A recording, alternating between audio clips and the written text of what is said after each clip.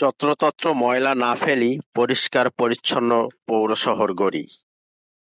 এ স্লোগানকে সামনে রেখে টাঙ্গাইলের মধুপুরের পৌর মেয়র আলহাজ সিদ্দিক হোসেন খানের উদ্যোগে এবং পৌরসভার আয়োজনে পৌর শহরকে পরিষ্কার পরিচ্ছন্ন রাখার লক্ষ্যে বিভিন্ন স্থানে 4,400 ডাস্টবিন বিতরণের শুভ উদ্বোধন করা হয়েছে।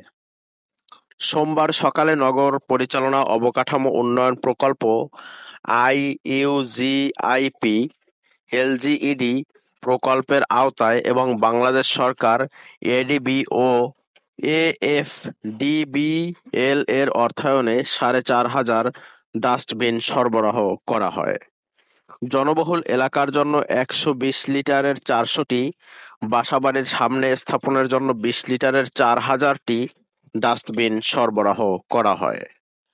পৌর মেয়র মোহাম্মদ সিদ্দিক হোসেন খান উক্ত ডাস্টবিনগুলো শহরের বিভিন্ন গুরুত্বপূর্ণ স্থানে স্থাপনের লক্ষ্যে বিতরণ কার্যক্রম উদ্বোধন করেন।